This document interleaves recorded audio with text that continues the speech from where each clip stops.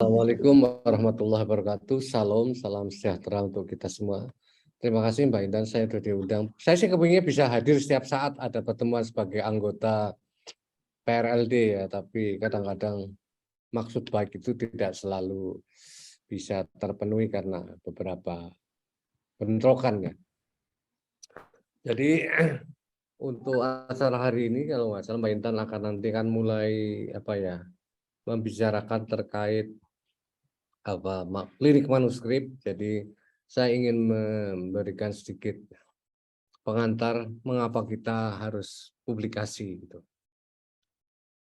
Kalau kita bicara tentang output target dari suatu riset institusi, itu yang pertama akan dimulai dengan produktivitas riset. Jadi berapa paper yang dihasilkan, misalnya berapa competitive research grant, berapa IPR yang dihasilkan. Nah, dalam konteks ini, yang penting saat ini adalah berapa jumlah paper yang dihasilkan oleh teman-teman PRLD.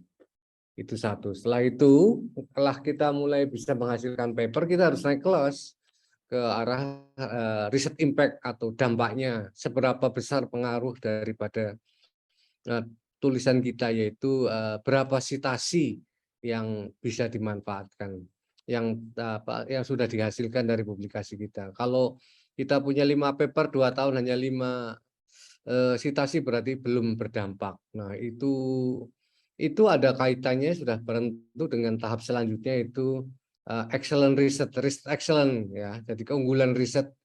Jadi kita akan bicara berapa highly cited papers ya, gitu. Kemudian berapa H-index, berapa publikasi pada jurnal dengan impact yang tinggi. Itu adalah tahap selanjutnya. Jadi saya ingin 3 tahap ini berjalan secara bertahap dan nanti membuat teman-teman bisa naik kelas lah ya. Jadi saya juga paham bahwa tidak semua saat ini siap dengan kemampuan itu, makanya kita perlu memikirkan tentang penguatan kapasitas khususnya untuk bisa publikasi pada jurnal internasional. Nah, semua ini nanti pada ujung-ujungnya adalah akan menghasilkan daya tarik dan competitiveness dari pusat riset laut dalam. Jadi nanti dengan melihat papernya terbit pada jurnal Q1, Q2, orang secara tidak langsung akan mulai memberikan perhatian dan mungkin sekali mereka akan langsung berhubungan dengan kita. Nah, ini adalah beberapa alasan kenapa kita sebagai peneliti melakukan publikasi ya. Jadi Bapak Ibu lihat di sini, apakah tujuan daripada publikasi yang terpenting buat Anda? Jadi yang pertama mungkin untuk memajukan karir prospek Bapak Ibu sekalian. Kemudian untuk membentuk, mengestablish precedence dan memprotek ya, intellectual property, karena ini salah satu bentuk ya, intellectual property. Kemudian juga ini yang penting, to ensure I receive recognition. Jadi tidak seperti orang kebanyakan, beberapa orang sudah seperti saya itu, kalau nggak publish sudah malu itu sama partner saya luar negeri. Jadi saya perlu publish di jurnal bereputasi agar saya direkognisi oleh peer saya. Kemudian kita juga perlu mendiseminasikan hasil dan pengetahuan yang sudah kita peroleh, itu yang paling banyak ya. Artinya sebagai peneliti kita harus punya budaya untuk mendiseminasikan hasil dan mengembangkan pengetahuan. Dan yang terakhir adalah untuk mensecure funding for future research project.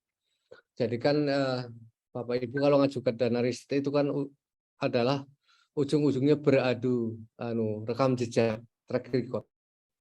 Jadi seperti teman-teman di oceanografi waktu itu sebelum proyek Kormap berakhir, saya katakan Anda harus membangun reputasi supaya Anda nanti siap untuk bersaing mencari pendanaan untuk proyek setelah tidak ada Kormap kan.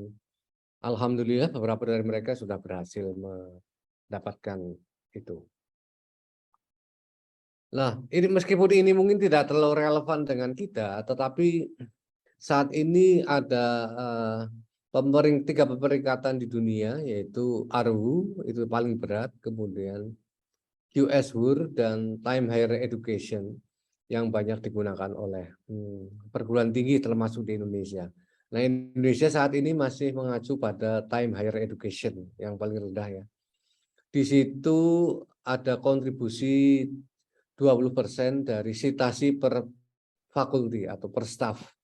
Jadi kalau seorang dosen di Unpati maka dia akan berkontribusi hampir 20% dari tulisannya dalam bentuk citasi yang nanti bisa mendorong perguruan tingginya naik tingkat. Nah, yang kedua misalnya di QS-WUR ya, itu kontribusi citasi per paper itu sampai 32,5%, besar sekali. Jadi artinya peringkat perguruan tinggi tersebut 32,5% itu didorong oleh publikasi yang dalam bentuk citasi per artikel. Jadi dengan demikian anggota suatu perguruan tinggi atau dosen dia harus mencari atau mempublikasikan artikelnya pada jurnal bereputasi tinggi agar nanti disitasi. Dan yang terakhir adalah ARWU atau Shanghai Jiatong ya.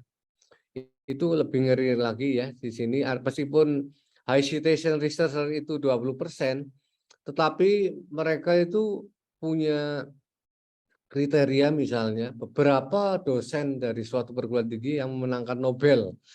Oh, itu kan berat ya.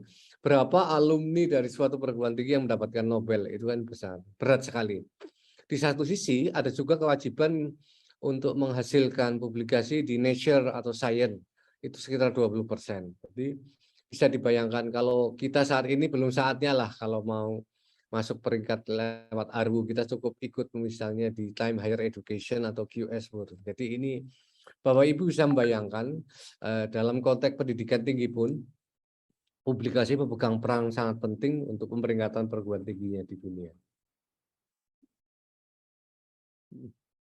Nah, ini minimal lah ya, salah satu mengukur kualitas kita yaitu saya ingin kita menggunakan Scopus. Kenapa? Scopus adalah standar yang paling rendah saat ini untuk level kualitas publikasi jurnal pada level dunia. Jadi itulah sebabnya saya sangat mendorong minimal teman-teman itu bisa publish di jurnal yang terindeks Scopus karena ini akan cara klasik untuk mengukur kualitas riset ya.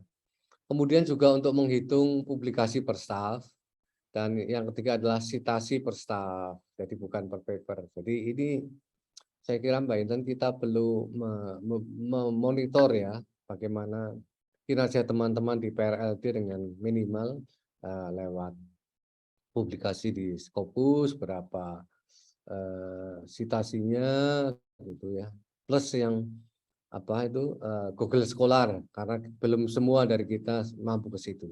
Tapi saya berharap nanti perlahan-lahan teman-teman di PRLD itu minimal itulah masuk ke lewat Scopus.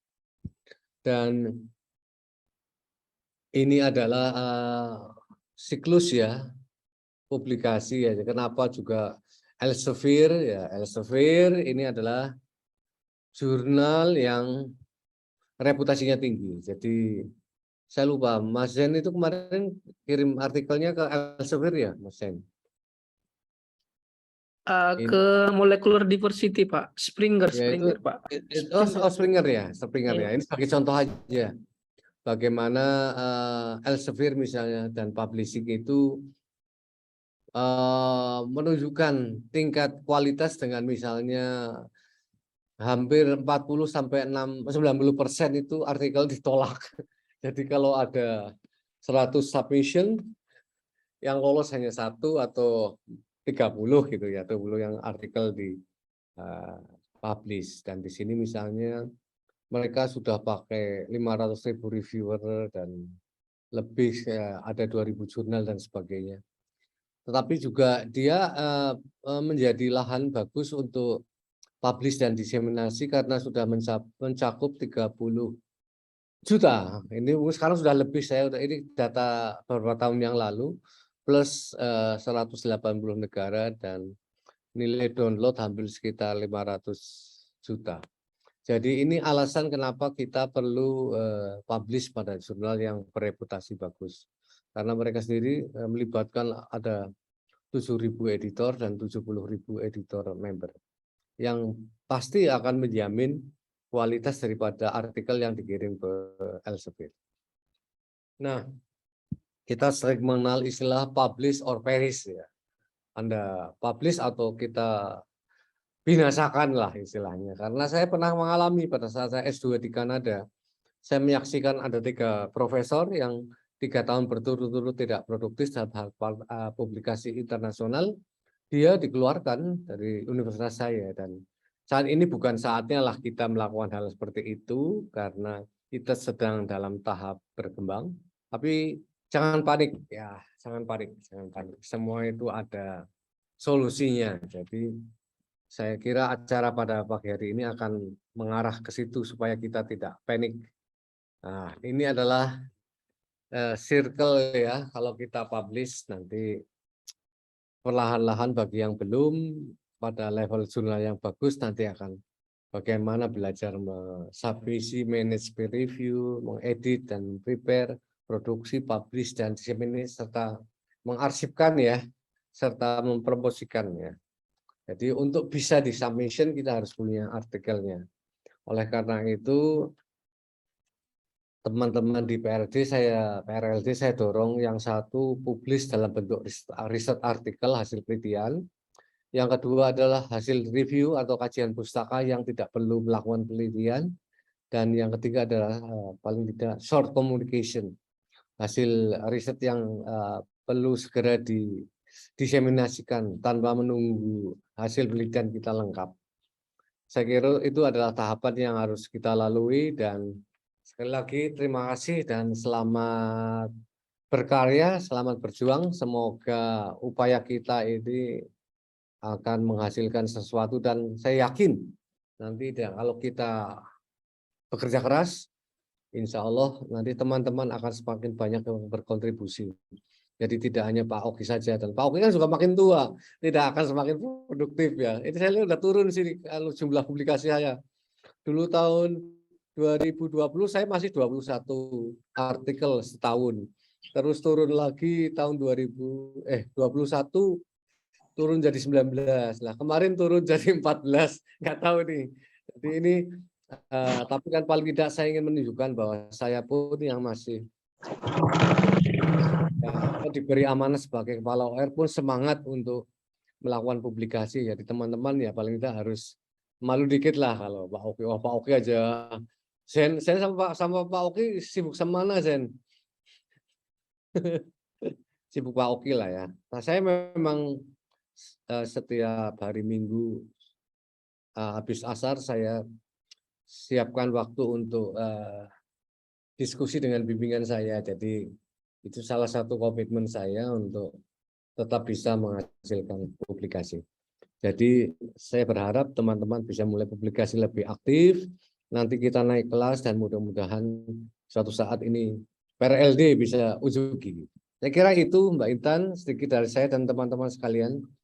Terima kasih atas perhatiannya. Ayo papan bunga tanggi, kapan-kapan kita ketemu lagi. Mohon maaf saya harus pindah ruangan karena saya harus segera bicara. Terima kasih. Assalamualaikum warahmatullahi wabarakatuh. Salam. Waalaikumsalam warahmatullahi wabarakatuh. Terima kasih banyak Pak Oki, terima kasih untuk semangatnya ya teman-teman dan terima kasih untuk leadership-nya. Ini emang contoh yang sangat baik di Kepala OR kita. Pak Oki kalau ada komitmen lain silakan, kalau Bapak langsung juga silakan. Oke, mohon pamit, salam sehat semuanya.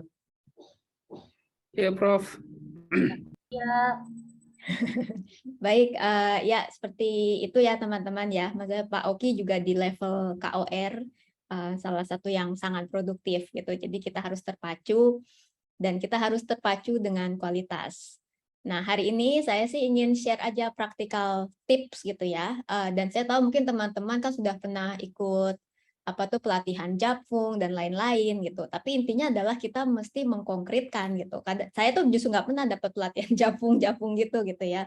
Tapi ya kita harus mengkonkretkan dan kalau ada masalah kita mesti cari solusinya rame-rame lah bareng-bareng.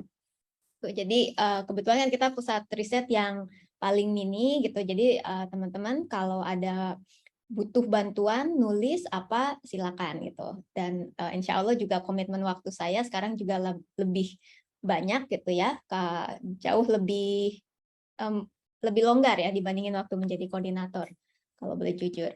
Oke, jadi hari ini pemantik aja. Saya ingin run through beberapa tips gitu ya, practical tips terkait apa sih yang harus diperhatikan secara substansi gitu ya. Karena kalau kita nulis kan ya ujung-ujungnya substansi.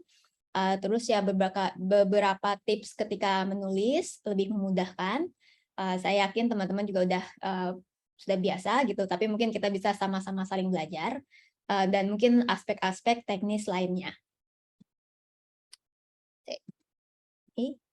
Oke.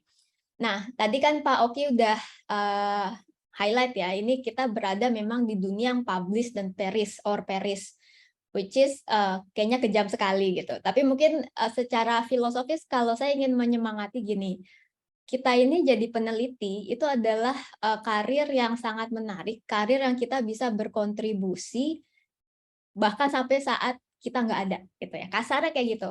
Jadi publikasi kita itu sebenarnya amal jariah.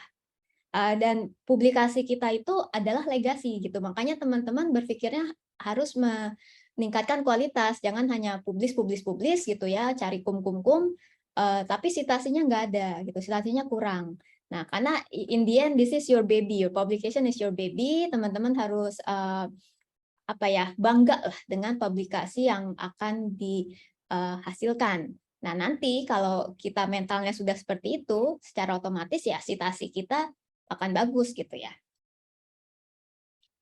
Nah, kita di laut dalam pun, meskipun kita orangnya nggak banyak, bidangnya kan beda-beda. Kayak Pak Agus, Osevis, Mbak Dewi, lebih ke biologi, saya lebih ke geologi gitu. Jadi memang tiap bidang ya ada beda-bedanya. Tapi kalau kita bicara publikasi, intinya juga sama-sama aja. Intinya adalah ketika kita menulis, sebenarnya apa sih, what am I contributing gitu ya untuk advancing current level understanding. Jadi dengan publikasi saya ini saya akan nge-push kebaharuan apa di bidang komunitas saya.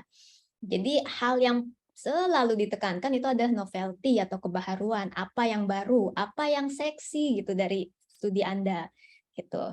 Jadi nggak boleh publikasi itu hanya sebuah laporan tanpa story. Jadi cuma data plek tapi nggak ada story-nya gitu. Nah, kalau buat teman-teman yang tertarik untuk science communication, ini justru training yang bagus juga gitu ya kalau teman-teman terjun di science communication, karena science communication itu akan memaksa Anda berpikir bagaimana membuat story dari dari data-data yang Anda punya. Nah, mungkin sekarang saya mau kasih contoh yang sesuai saya ketahui ya. Jadi saya akan memberikan contoh dari paper-paper saya. Ya karena ya saya kasih contohnya dari itu aja. Jadi kalau bidang saya kan sebenarnya orang paleoceanografi. Jadi biasanya saya tuh ngebor karang sebagai arsip alam, sebagai buku sejarah laut untuk melihat kondisi alam di masa lampau. Gitu. Nah, sekarang kalau saya di laut dalam, saya juga mungkin arahnya lebih mengejar karang-karang yang deep sea gitu atau enggak di deep sea sedimen. Tapi intinya ini adalah bidang saya ya sebagai opening. Lalu apa sih yang bisa kita lakukan dengan bidang tersebut gitu ya? Tadi kembali lagi kita bicara novelty. Novelty itu kembali lagi kita kontribusi hal baru apa. Nah, hal baru itu kalau misalnya untuk kita di dunia kebumian, kelautan, itu bisa bentuknya data dari lokasi baru gitu ya. Jadi contohnya ini salah satu, ini mungkin paper pertama saya, itu adalah menghasilkan data paleo dari Central Pacific gitu ya, data yang secara spasial saya bermain dengan tiga lokasi. Dan 3 lokasi ini adalah kebaharuan gitu, karena di dalam 3 lokasi ini kita bisa bicara banyak hal tentang dinamika yang mungkin terjadi di situ. Jadi kalau teman-teman punya lokasi baru gitu kan, misalnya Masya dengan biogeokimianya, mesti melihat oke apa sih kayak kemarin yang sudah dilakukan Mas Isal gitu. Nah, kita harus nge-push hal yang baru gitu. Bahkan kalau kita laut dalam nih, kemarin waktu kita bicara sedikit tentang kalau nggak salah di Keris ya, maaf, di Keris laut dalam, kita bicara juga lokasi yang baru gitu. Karena kita laut dalam, kita harus ngejar yang misalnya hidrotermal, yang palung gitu kan. Itulah kebaharuan dari kenapa adanya pusat-pusat laut dalam. Jadi pikirkan dengan itu, tapi kembali lagi jangan hanya pindah ke lokasi menggunakan metode yang sama gitu ya. Tapi kenapa Anda milih lokasi itu harus ada pemikirannya terkait apa yang mau Anda jelaskan secara dinamikanya. Nah, bisa juga data itu sifatnya temporal gitu. Kebaharuannya itu karena datanya lebih panjang. Nah, ini karena sifatnya di bidang saya ya, paleo. Jadi mungkin aja dulu pernah ada rekonstruksi selama 50 tahun, tapi terus saya nemu sedimen baru gitu misalnya, itu bisa kita perpanjang jadi 700 tahun gitu misalnya. Nah, ini juga salah satu ide, mungkin ada hal-hal yang bisa kita explore dengan kebaharuan temporal. Mungkin kalau dari Osevis, mungkin data-data Osevis yang lama gitu bisa kita gali, walaupun pasti ada error barnya, itu juga bisa menjadi salah satu pemikiran apa yang bisa kita eksplor untuk menulis. Nah, kita juga bisa bermain di metode. Gitu. Metode ini mungkin buat orang-orang kimia malah akan sangat menarik ya, karena banyak metode-metode itu yang sangat baru, sangat eksperimental, sangat pilot.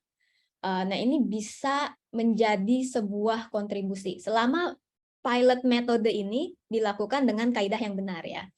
Jadi contohnya kalau kemarin dengan kolega saya, dia mencoba proksi baru gitu. Dia mencoba sebuah proksi yaitu PCA di koral, itu istilahnya adalah untuk merekonstruksi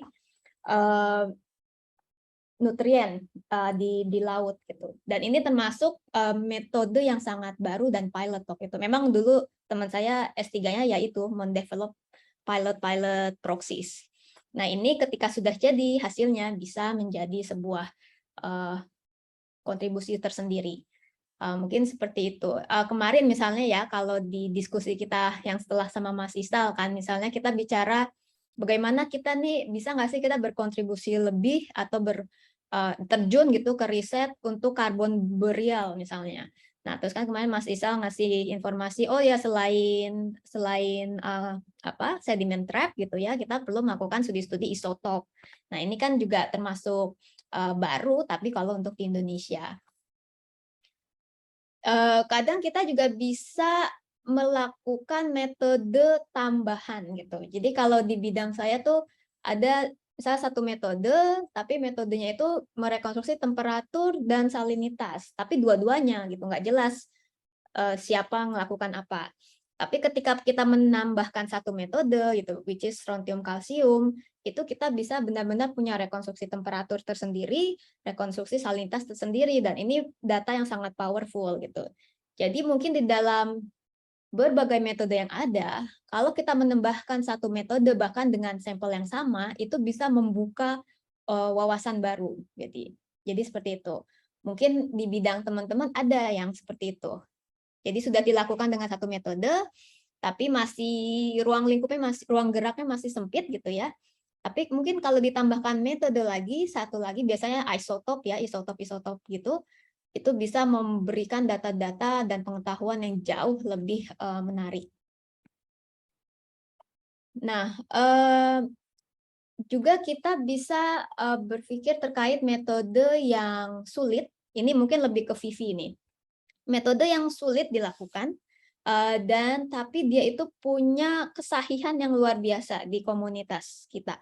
Jadi misalnya untuk teman-teman OSE Kimia yang terlibat di trace metal, itu memang sangat sulit dilakukan karena harus dengan lab-lab yang sudah terkalibrasi. Jadi nggak bisa kita kayak, oh ya udah kita buka lab baru di PRLD, terus kita langsung, oke, kita bisa ngukur.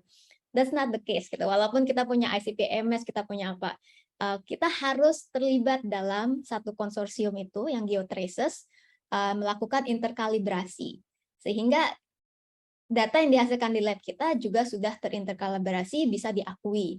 Nah, makanya itu menjadi sebuah komunitas yang menghasilkan data yang high fidelity, yang kesahihannya tuh sangat tinggi.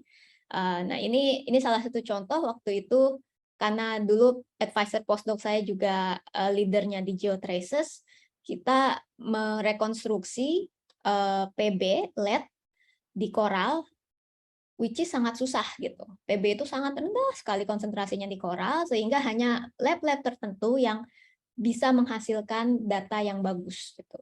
Karena data ini bagus, itu menjadi kebaharuan. Justru citasinya justru lebih tinggi. Ini mungkin bisa dieksplorasi untuk teman-teman, terutama yang di kimia ya. Apa sih data-data yang sangat sulit gitu, terutama teman-teman yang belum S3 nih, justru ini bagus buat S3-nya, sangat sulit, sangat eksklusif, tapi kita bisa meneruskan S3 di lab yang memang bagian dari komunitas yang eksklusif ini. Karena nanti ketika kembali ke Indonesia, itu Anda akan jadi sangat dicari, gitu, sangat dibutuhkan. Nah, kadang kita melakukan kesalahan di paper kita terdahulu. Honest mistake, nggak kepikiran itu ada kesalahan di situ. Saya pernah kayak seperti itu, mungkin paper pertama saya di bagian aneksnya sebenarnya, bukan bagian dalamnya. Bagian hitung-hitungannya itu ada kesalahan. Lalu teman saya baca, dia menginformasikan ya, ini kayaknya harusnya gini deh. Oh iya ya, benar juga ya. Padahal itu hitung-hitungan yang wah di belakang banget lah gitu. Tapi karena kita semangatnya ya udah kalau kita salah mesti kita koreksi, kita bikin paper koreksinya. Walaupun waktu itu saya bikin paper ini tuh ini paper kok matematik semua gitu, lebih banyak matematiknya daripada tulisannya gitu. Juga kepikir siapa sih yang akan baca kalau saya koreksi juga. Tapi ternyata benar itu ada yang mensitasi juga, karena memang nggak banyak paper yang benar-benar memaparkan cara dia menghitung error barnya. Dan di paper saya itu saya benar-benar saya paparkan, saya kasih example-nya, dan waktu salah pun ya kita revisi. Jadi jangan malu gitu ya ketika kita terus menyadari ada kesalahan di paper sebelumnya. Intinya kan waktu dulu kita nulis, kita sudah memberikan yang terbaik gitu ya, dengan pengetahuan yang terbaik. But it is science is like that gitu kan. Kadang kita dalam 5 tahun ke depan, oh ternyata metode kita tuh kurang pas ya. Ya silakan dikoreksi. Nah itu bisa jadi kontribusi juga gitu. Nah ini yang penting juga, terutama mungkin yang sudah, ya mungkin yang di kimia gitu ya, sudah punya network jaringan. Ini salah satu paper kami yang sitasnya tinggi karena sebuah paper interkalibrasi. Jadi saat itu waktu saya kuliah banyak lab yang mulai mengukur strontium kalsium sebagai indikator temperatur, tapi kita nggak punya interkalibrasi. Walaupun pengukuran ini cukup mudah gitu ya, nggak kayak PB, nggak kayak hal-hal yang dilakukan GeoTraces itu. Tapi akhirnya waktu itu ada inisiasi dari Ed. Dia membuat satu sampel, dia homogenize, lalu dia kirim ke lab-lab yang sedang melakukan studi strontium kalsium. Lalu dikirim, kita ngelihat sebenarnya harusnya tuh nilainya berapa, tanpa bilang ini lab ini gitu ya, cuman lab A, B, C. Oh lab ini menghasilkan nilai segini, lab ini menghasilkan segini. Kita bisa melihat oh ternyata ada yang harus kita koreksi gitu, harus ada konsensus juga. Nah ini mungkin buat orang-orang bio, orang kimia ya, mungkin ada kesempatan riset. Oh iya ya, ini banyak lab-lab yang melakukan, tapi kok sebenarnya kita jalan sendiri-sendiri. Mungkin buat Mbak Kori juga untuk mikroplastik kan. Mikroplastik kan awalnya gitu, sebuah inisiasi baru, terus belum ada interkalibrasi. Nah kayak ini misalnya sekarang saya ada project, karena di Ancol kan ada Raman baru, terus proyeknya bareng Singapura juga punya Raman baru. Nah, kita mulai mikir, ayo kita bikin interkalibrasi study gitu. Kita dengan sampel yang sama, measure di Singapura, measure di Ancol dengan metode yang sama, apa sih yang bisa kita pelajari gitu. Jadi silakan nih kalau ada bidang-bidang, bahkan di lab di Indonesia juga gitu ya, yang sedang melakukan, perlu kesamaan persepsi, teman-teman bisa jadi lead untuk yang mendesain sebuah studi interkalibrasi. Dan ini citasinya tinggi, karena memang selalu jadi acuan ya. Nah, Pak LTH sering ngomong gini ya, riset itu belum tentu sukses, tingkat kegagalannya tinggi. Tapi apa yang menarik dari kegagalan adalah kegagalan pun bisa kita paperkan gitu kan. Jadi justru itu kalau kita melakukan sesuatu terus ternyata wah ini that's a bad idea gitu, atau enggak ini sebuah cautionary tale. Nah, ini ya dituliskanlah gitu. Jadi justru kalau kita melakukan sesuatu yang novel, terus kita akhirnya berpikir, berkonklusi, wah ini nggak boleh jalan ini, rute ini tuh salah gitu ya. Itu justru bagus kita paperkan, menginformasikan ke komunitas ilmiah, jangan ambil rute itu lagi ya, itu tuh rutenya mentok lah gitu. Nanti kalau Anda mau riset, coba rutenya ke sana. Nah, ini silakan dipikirkan. Jadi bisa aja paper-paper data-data kita yang kita anggap, waduh gagal, udah capek-capek sampling, analisis di lab, kok kayak begini ya. Tapi sebenarnya ada filosofi di belakangnya bahwa kegagalan kita ini datanya gagal karena kesalahan ABC gitu aja, terstruktur gitu ya alasannya. Nah, itu bisa kita tuliskan gitu kan. Jadi jangan patah semangat kalau datanya pun tidak sesuai harapan, karena masih bisa banyak jalan menuju Roma. Nah, tadi yang Pak Oki sebutkan juga adalah literatur review ya. Sebentar.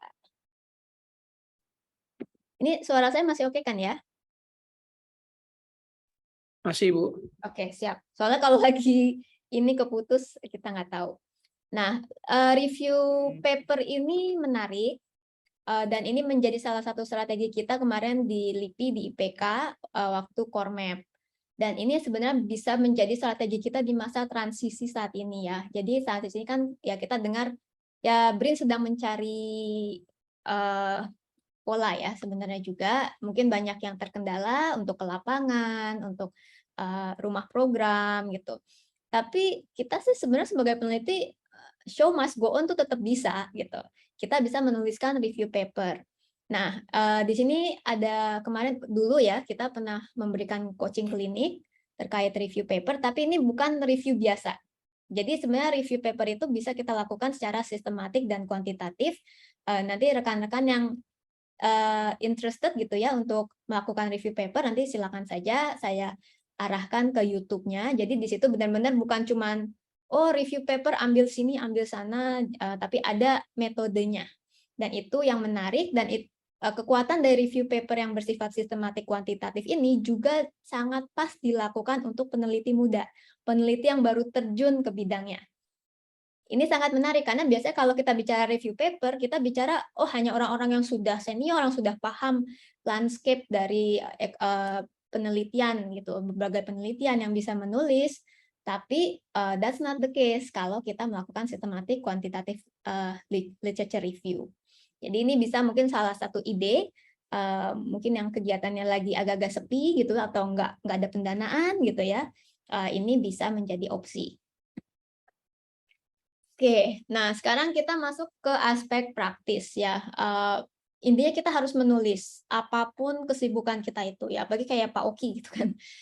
Kalau tadi kan Pak Oki caranya adalah memang memplotkan waktu tertentu, nggak boleh diganggu sama rapat, nggak boleh apa-apa untuk dengan mahasiswa, dengan menulis. Nah, apapun itu teman-teman silakan membuat strateginya. Kadang ada yang orang-orang yang harus fokus, nggak boleh diganggu selama 1 minggu gitu ya. Kalau saya bilang ini ala semedi lah, harus semedi gitu. Dulu saya di grad school juga kayak gitu, ala semedi. Atau mungkin waktu lagi naik BJ8, pernah juga karena nggak bisa ngapa-ngapain juga gitu ya, nonton juga udah bosen, ya itu saat yang bagus untuk ngutak-ngutik data gitu. Tapi ada juga orang-orang yang sifatnya lebih rutin kayak Pak Oki tadi, bahkan sangat dianjurkan kita tuh sebenarnya sesibuk apapun tiap hari tuh balik ke paper kita, coba nulis, balik coba nulis gitu. Tapi ya ini sebuah opsi ya. Saya tahu kadang ada yang sifatnya harus fokus, ada yang sifatnya bisa rutin. Nah, ketika teman-teman menulis, sebenarnya pikirkan pembacanya gitu ya. Pembaca tuh ngebacanya kayak gimana sih? Sekarang teman-teman kalau baca paper gimana? Pertama, sebenarnya paper itu yang kita baca kan judul. Terus kita ngelihat gambarnya kan, figur 1, figur 2, figur 3. Karena dari gambar itu udah kelihatan ceritanya. Biasanya kan gambar 1 tuh lokasi gitu kan. Gambar kedua datanya. Mungkin gambar seterusnya tuh lebih data plus interpretasinya gitu kan. Tanpa ngebaca tulisan sebenarnya udah kelihatan gitu. Baru terus teman-teman nge-scan kan. Oh, nge-scan tulisannya. Sebenarnya ada satu trik yang sangat membedakan paper scientific dan paper-paper lainnya ya. Bahwa kalau teman-teman baca paper ya, pertama ngelihat gambarnya, terus teman-teman perhatiin deh, coba baca kalimat pertama dari masing-masing paragraf. Jadi bacanya kalimat pertama paragraf 1, terus langsung lompat kalimat pertama paragraf 2, selanjutnya. Sebenarnya dengan baca itu pun kita udah tahu isinya. Karena itulah yang dinamakan topic sentence. Kalimat pertama di tiap paragraf itu adalah kalimat paling penting. Karena dia adalah topic sentence yang merangkum intisari dari teman-teman yang ingin tulis di satu paragraf. Gitu. Baru kalau benar-benar, oh iya nih menarik papernya, baru kita baca full. Di situ full baru kita baca tiap paragraf, bukan hanya kalimat pertamanya, tapi juga detail-detailnya. Nah, terus untuk flow gitu ya, walaupun kita tahu di paper itu abstrak, intro, metode gitu kan urutannya, tapi kalau untuk orang sains itu yang paling efektif cara kerjanya pertama kerjain bagian method, karena kan metode itu udah selesai kan, kita udah selesai ngerjain, udah tahu, jadi cepat selesai itu. Jadi low hanging fruit itu ngerjain method selesai, terus ngerjain bagian resultnya, terus discussion, baru tuh ke intro sama conclusion.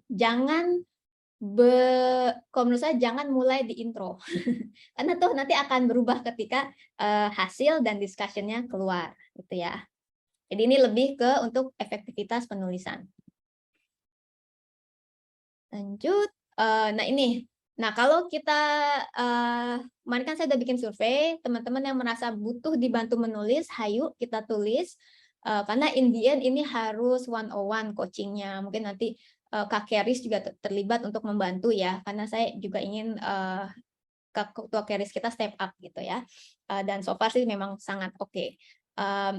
Jadi ini hal yang perlu kita lakukan di coaching adalah pertama teman-teman harus membuat figur yang representatif. Ini contohnya aja, misalnya figur 1 tentang lokasinya, tapi yang bagus, bikin map yang jangan kayak apa ya, kayak tesis mahasiswa gitu ya.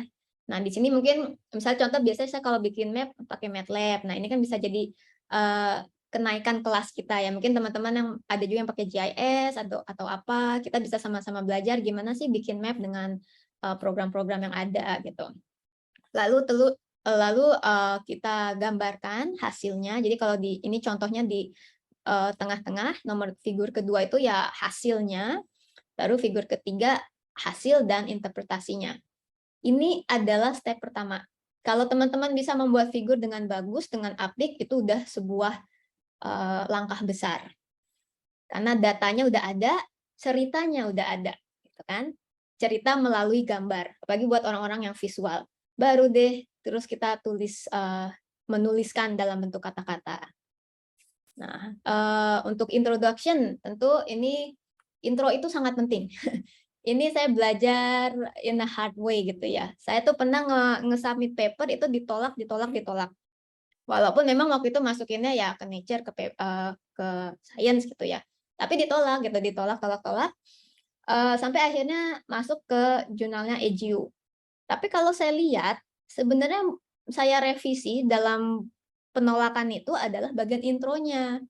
Jadi di data saya kan sama-sama aja gitu. Jadi waktu itu saya tuh kurang seksi menjual paper saya di intronya, kan sayang ya gitu. Jadi itu pelajaran banget bahwa intro itu jangan di underestimate. Nah, untuk menjual intro kita dengan baik, kita harus think globally. Ya kita tahu Indonesia seksi, apalagi Indonesia Timur dengan laut dalamnya. Tapi untuk orang yang mungkin kerjanya di Atlantik, Pasifik, dia butuh kita tarik gitu. Kenapa dia harus tertarik dengan paper kita? Jadi kadang kita harus think globally. Ini isu apa sih? Isu global apa? Baru kita kerucutkan gitu kan.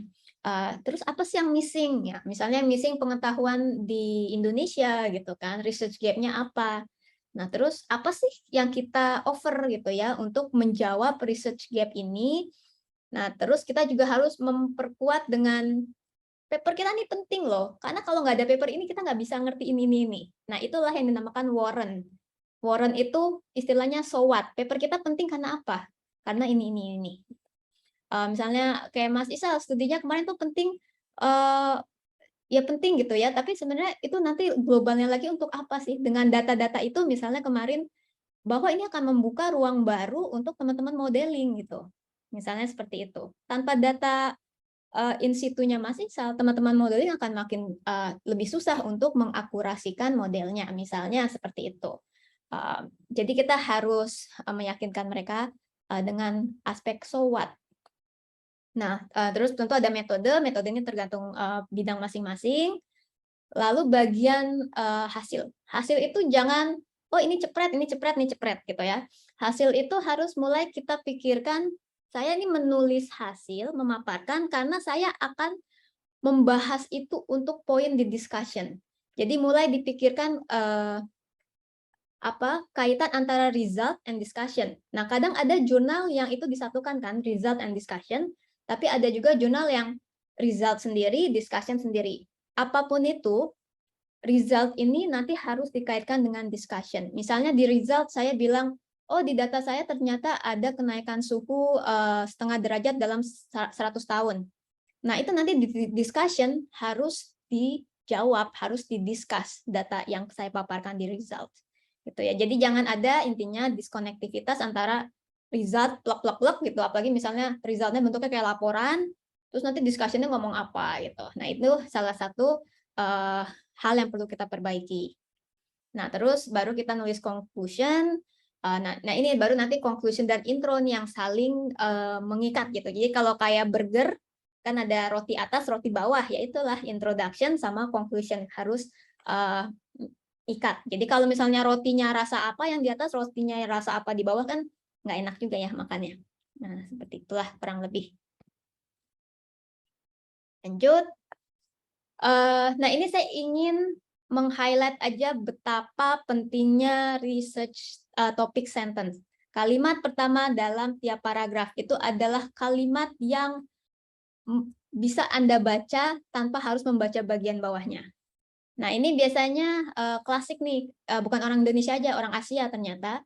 Karena orang Asia tuh bisa kalau nulis kayak nulis novel gitu, narasi kayak cerita kayak pada suatu hari terjadi ini. Terus pada suatu hari gitu kan.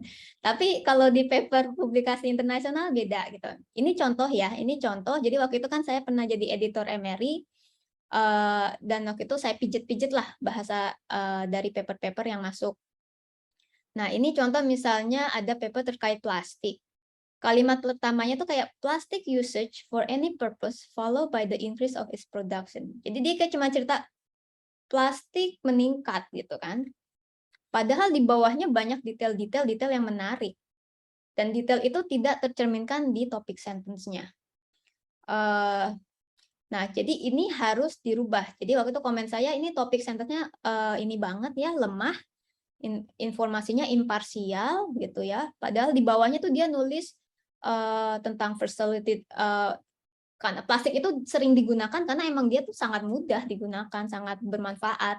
Tapi nanti juga ada dampaknya pada marine organism. Itu semua ada di paragraf, cuma nggak muncul di topik sentence. Ini harus berubah. Nah, waktu itu gimana rubahnya? Topik sentence-nya saya rubah seperti ini. The convenience of using plastic has resulted in increased production, kan? Convenience menggunakan plastik itu menjadi penyebab makin tinggi produksinya dengan konsekuensi negatif terhadap lingkungan. Itu kan sudah merangkum yang akan dituliskan di bawahnya. Di bawahnya baru tuh ditulis, oh plastik ini sangat versatile, sangat mudah digunakan, sangat bermanfaat. Terus makanya itu data produksi plastik itu meningkat dengan data ABC lalala gitu kan. Sampai akhirnya di bawahnya di paragraf ini menuliskan sampai dampaknya terhadap marine organism. Itu semua harus terangkum di topik sentence. Itulah makanya kenapa kalau teman-teman baca paper hanya melihat figures, hanya melihat kalimat pertama dari tiap paragraf itu sebenarnya udah bisa ngerti papernya, gitu ya. Ini contoh lagi. Nah, ini kalimat pertamanya nih, plastic waste can be degraded by UV thermal. Oke. Terus langsung ada sitasi, tapi menurut saya ini juga lemah juga gitu ya. nggak ada message yang clear, bukan topic sentence yang punya statement yang kuat, tapi ada citasi, tapi citasinya ini sebenarnya ngomongin apa, saya juga nggak tahu gitu kan. Ya waktu itu kita rubah aja kalau ini one concerning issue terkait plastik adalah eksistensi dari mikroplastik. Jadi sebenarnya kalau dibaca di bawahnya, ini paragraf mau ngomongin terkait mikroplastik gitu. Ya udah, say so lah gitu. Say so di depan bilang Anda mau bilang Anda mau masuk membahas mikroplastik gitu. Jangan kasih informasi yang mengambang seperti di draft sebelumnya. Jadi seperti itu ya. Kuatkan topik sentence kita. Nah, lalu tadi kan udah papernya udah jadi, metodenya udah, resultnya udah, discussion yang membackup results gitu kan, conclusionnya udah, terus conclusionnya sama intronya udah nyambung kayak burger gitu kan, udah jadi satu kesatuan.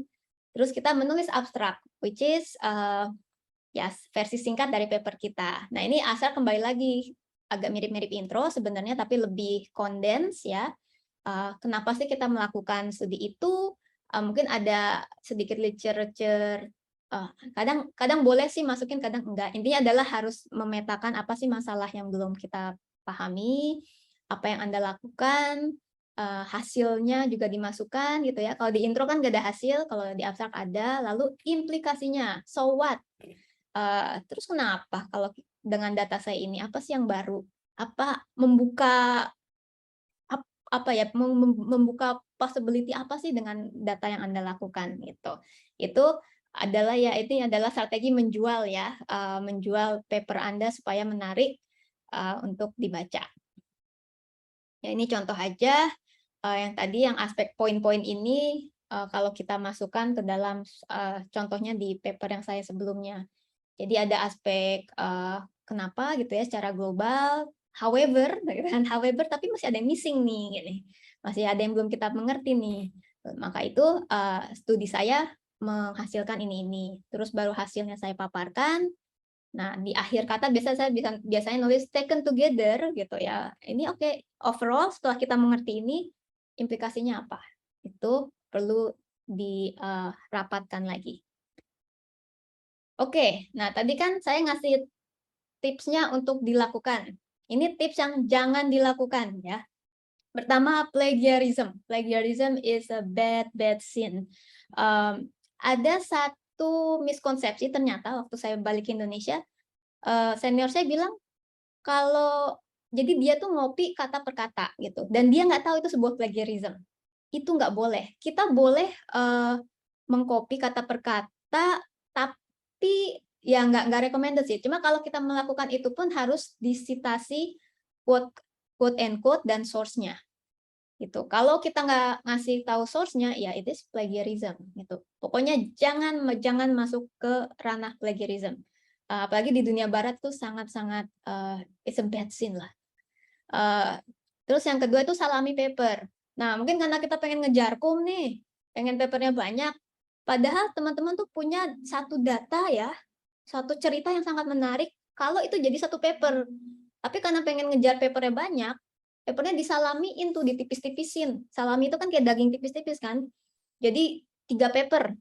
Tapi sebenarnya papernya itu ketika jadi 3 jadi nggak terlalu banyak kontribusinya gitu. Jadi kembali lagi, kalau mau memecah paper atau mau menjadikan satu paper, pertanyaannya adalah apa sih paper ini, novelty-nya apa? What am I contributing to advancing understanding saat ini gitu ya. Jadi seperti itu. Terus ketika mensitasi nih, sitasilah paper-paper yang kuat gitu. Jangan mensitasi laporan, LIPI yang nggak pernah dipublikasi. Waduh, maksudnya laporannya aja kan belum terbukti gitu. Masa disitasi? Nah, pokoknya sitasilah paper-paper yang bahasa itu seminal. Seminal itu memang dia paper-paper yang representatif, yang banyak dirujuk di bidang Anda. Excuse me. Itu ya. Terus yang terakhir, kadang nih, kadang ya, bukan kadang lagi, sering juga sih. Jadi ada penulis yang self-citasi itu tinggi. Jadi dia mensitasi papernya mulu. Gitu. Itu membingungkan. Karena pertama kalau saya baca itu, Anda sebenarnya tahu nggak sih paper-paper lain di bidang Anda gitu, selain paper Anda gitu ya. Selain sifat narsisme yang sangat tinggi ini gitu. Jadi jangan lakukan itu. Kalaupun Anda ingin melakukan itu harus balance ya antara paper Anda sebelumnya dengan paper-paper lain atau bahkan paper-paper yang citasinya lebih tinggi di bidangnya. Justru ketika kita terlalu mensitasi ya, self-citasi, memasukkan paper kita untuk disitasi di paper yang akan kita tulis, terkesan tidak kompeten dan terkesan malas gitu ya. Jadi pikirkan itu. Saya tahu kita ingin mensitasi paper, saya juga suka mensitasi paper saya tentunya karena kan lanjutan dari sebuah roadmap penelitian, tapi yakinkan reviewer bahwa Anda nih sebenarnya paham tentang paper-paper di bidang tersebut. Nah, ini saya mau ceritanya apa ya? Oh ya, ini sih lebih ini ya, ini lebih seringkali teman-teman bilang, aduh susah nulis jurnal publikasi jurnal internasional, karena pertama data kita tuh kurang kuat gitu. Ya kayak misalnya tadi lah trace metal di OC Kimia. Iya, kalau kita mengandalkan lab kita yang di Indonesia ya nggak bakal kuat gitu. Caranya apa? Kolaborasi gitu kan. Vivi ikut training ke sana. Itu kan sebenarnya satu jalan untuk menuju ke sana ya. Jadi kalau Anda merasa selama ini nggak bisa nulis paper yang bagus karena datanya nggak bagus, kolaborasilah dengan teman-teman di internasional gitu. Minta mereka sebagai mentor Anda. Terus ada juga, oh sekarang nggak ada APC, apalagi di BRIN. Wah, masih banyak caranya. Saya pernah nulis di SciRep itu zero APC. Itu ada triknya. Nanti kalau Anda tertarik, kalau yang itu mungkin itu harus surat dari kampus sebenarnya. Tapi nanti saya juga akan share, waktu itu Mbak Ajeng ya, yang saat ini Direktur Fasilitasi, pernah memberikan list paper bereputasi menengah dan tinggi, kalau nggak tidak salah, itu yang bebas APC. Jadi masih banyak cara untuk ke sana. Nah, jadi itu ya, money is not the issue. Kalau kita kreatif, kita bisa cari jalannya. Language is also not an issue. Kalau teman-teman merasa papernya saat ini susah jebol karena bahasa Inggris, ya udah datang aja ke saya, kita sama-sama bantu. Ya, karena emang fungsi saya harus membantu teman-teman gitu ya. Jadi jangan, yang penting diidentifikasi masalahnya apa, kayak money kah, language kah, datanya kurang bagus kah, dan dikomunikasikan supaya kita bisa mencari solusinya, supaya teman-teman bisa naik kelas, seperti yang tadi Pak Oki bilang. Apa ya? Oke, ini mungkin lebih teknis. Kalau ada masalah kendala bahasa Inggris, jangan galau terlalu lama, cari minta bantuan gitu ya. Terus ketika Anda menulis, Anda harus berada di posisi reviewer gitu. Reviewer itu paling sebel kalau ngelihat tulisan banyak typonya, figurnya nggak bagus, nggak profesional. Jadi make it perfect gitu. Bikin reviewer tuh happy gitu loh nge-review itu, topik sentence-nya bagus, figurnya bagus gitu ya. Nah, terus ketika teman-teman memasukkan jurnal, kita itu bisa membantu editor dengan mensuggest reviewer maupun mensuggest orang-orang yang sebenarnya nggak bagus jadi reviewer. Gitu. Ini contoh aja, misalnya dulu ini paper pertama saya menjelaskan nih paper saya begini, novelty-nya seperti ini, terus di bawahnya, ini saya yang merah-merah ini tapi saya tutup, saya mensuggest possible reviewer untuk manuskrip ini adalah misalnya 5 orang ini, karena bidangnya terkait. Tapi saya juga tahu nih, misalnya ada lab lain yang lagi kompetisi gitu kan saat itu dengan lab kami. Jadi saya informasikan juga kalau orang-orang ini mungkin punya konflik of interest. Walaupun nanti reviewer itu juga harus jujur ya, bilang kalau dia punya konflik of interest ya dia harusnya jangan mereview. Dan terakhir, never give up gitu ya. Paper pertama saya tuh jurnal keempat baru masuk gitu. Tapi ya itu suatu pembelajaran yang saya belajar banyak lah. Itu ya, nanti kalau udah sudah diterima, jangan lupa advertise ke email ke kolega, mungkin kita bisa juga email ke BKHS gitu ya. Pokoknya advertise bahwa Anda sudah publish. Karena in the end ini adalah it's your baby gitu ya. Ini kerja keras Anda pingin diseminasi yang lebih luas. Kadang juga bisa datanya itu di-share di satu platform. Kalau di Paleo itu ada namanya Dinoa Paleo Climate. Jadi kalau kita udah publish, datanya itu kita taruh di situ. Jadi nanti komunitas Paleo bisa menggunakan untuk riset-riset lainnya. Dan pay forward, kadang kita kalau diminta reviewer, iakan saja kalau memang itu bidang kita. Nah, ini nanti ada tips-tips tersendiri untuk menjadi reviewer yang baik. Intinya adalah memberikan rekomendasi, memberikan summary, dan memberikan masukan revisi major maupun minor. Major itu biasa terkait substansi, minor terkait yang minor-minor lah, typo. Mungkin kalau dari saya itu semangat, ingat lagi, it's not just about kum atau apa lah ya. Kalau menurut saya ini menulis adalah amal jariah, itu aja. Oke, itu dari saya. Assalamualaikum warahmatullahi wabarakatuh.